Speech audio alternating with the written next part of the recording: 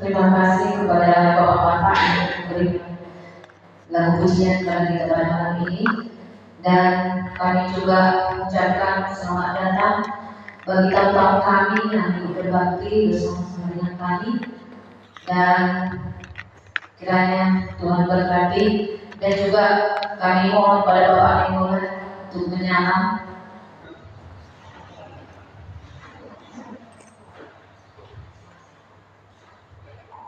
Terima kasih. Kita akan mendengarkan firman Tuhan yang dibagikan oleh Ibu Bebito.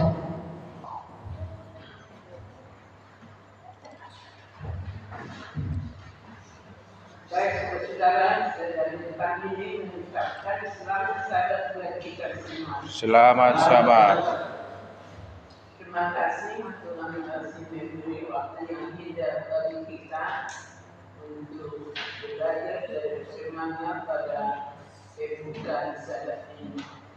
Kita bersuka cita desa dari Tuhan pada kita sepanjang minggu bekerja. Tidak pada saat tinggal kita berpada dia bersuka cita. Pelajaran kita pada malam hari ini dari Markus 7 ayat 4 sampai 30, yaitu belajar dari wanita Sirofenisia. Ini yang biasa, pelajaran yang biasa. Namun begitu kita coba mempelajarinya kembali.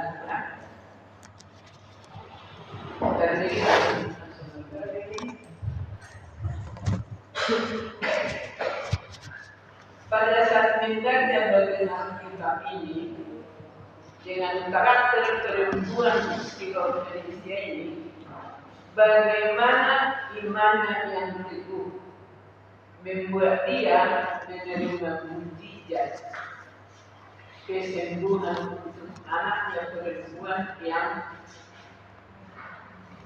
dimasuki roh jahat.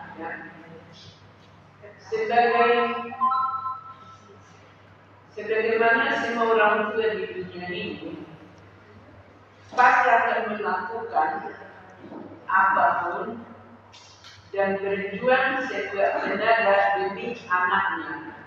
Demikian juga perempuan Sirofenisia ini, dia melakukan apapun demi kesembuhan anaknya. Perikop ini dimulai dari ayat 24 di mana Yesus pergi ke sebuah kota dan masuk ke dalam sebuah rumah. Sebenarnya dikatakan di sini kedatangan Yesus secara diam-diam dengan tidak ingin diketahui siapapun. Namun Yesus pada saat itu sudah sangat populer. Semua berita tentang Yesus sudah termasyhur pada saat itu. Karena orang-orang sudah mendengar tentang Yesus dan mukjizat-mukjizat yang dilakukannya. Peristiwa ini bukan di daerah Israel, tapi adalah di daerah Ponisia atau istilah sekarang Libanon, ya. Artinya bukan di daerah Israel. Ini adalah awal pelayanan Yesus di daerah luar bangsa Yahudi. Seperti yang sudah kita ketahui dalam sepanjang Alkitab, yang bangsa Israel disebut sebagai umat pilihan, ya, dan menjadi imam bagi bangsa-bangsa lain.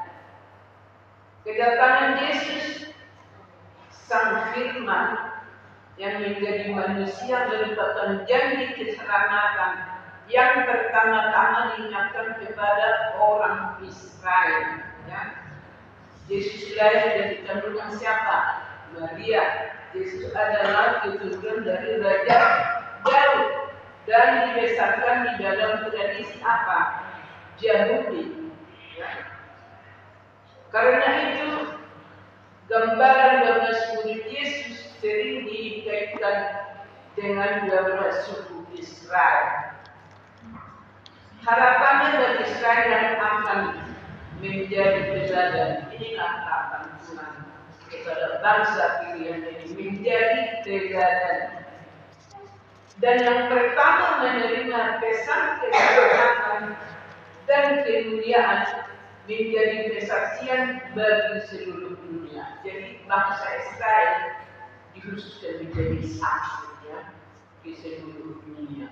Karena mereka pertama sekali bangsa yang dipilih oleh Tuhan dan dikatakan menjadi imam bagi seluruh dunia. Meskipun bangsa Israel pada awalnya menjadi pokok utama kedatangan Yesus, penolakan sebagian Israel karena bukan sebuah bangsa Israel menerima Yesus, tapi ada yang menolak. Akhirnya menjadikan misi ke bangsa di luar Israel. Ya, inilah makanya sampai firman, sampai Alkitab di daerah kita di seribuan di Indonesia di tanah Batak, ya, karena penolakan sebagian bangsa Israel, maka ke seluruh dunia misi, misi ke bangsa-bangsa di luar Israel. Sehingga banyak pelayanan Yesus juga di daerah-daerah bukan Israel.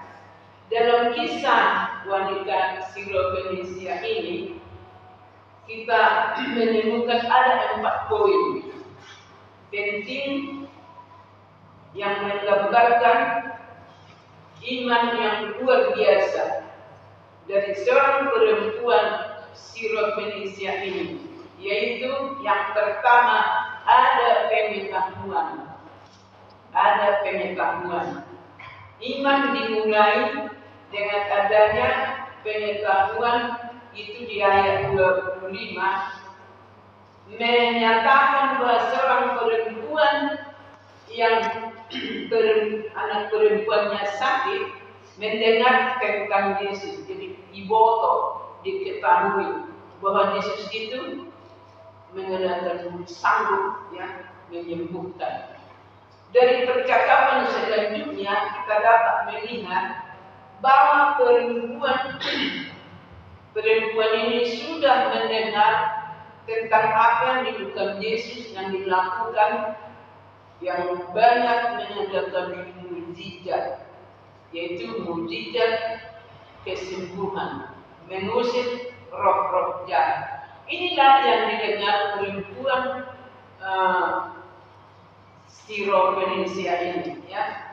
Jadi dia bukan wanita Israel, tapi katanya dari wanita dari mana? Wanita sini dengan ini. Kau berangkat menarik kejadian mengajar. Libanon sekarang di Rekonesia, sekarang di Libanon. Di situlah tempat tinggalnya wanita ini. Tapi sudah banyak mendengar tentang siapa? Yesus yang sanggup menyembuhkan.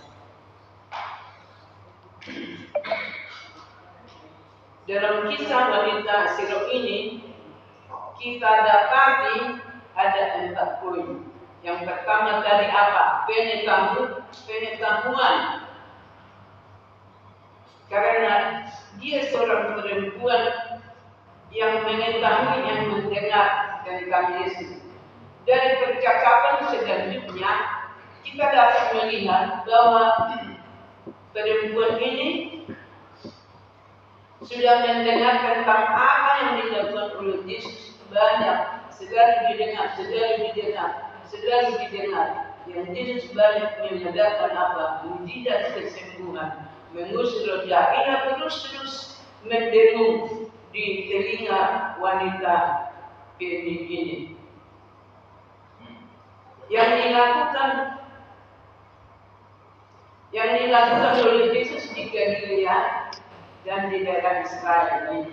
Jadi walaupun Yesus waktu itu masih di Galilea, masih di tanah Israel, tapi keluar daerah orang sudah apa?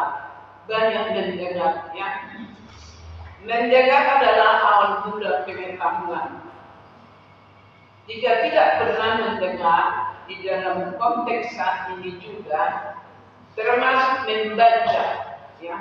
Tidak mendengar, tidak membaca, bagaimana mungkin dia dapat mengetahui? Ketika mendapatkan pengetahuan itu, barulah perempuan itu datang kepada Yesus. Ya, sudah diketahui, barulah dia datang kepada Yesus. Sehingga dapat kita lihat bahwa poin yang pertama yang menyebabkan poin yang kedua, apa itu? Poin yang kedua dari pertama apa, saudara? Pengetahuan. Yang kedua, kepercayaan atau iman yang kuat. Inilah yang kedua. Ada kepercayaan atau iman yang kuat. Perempuan itu datang kepada Yesus dengan membawa masalah, ya, masalah utamanya. Dia datang kepada Yesus membawa masalah utamanya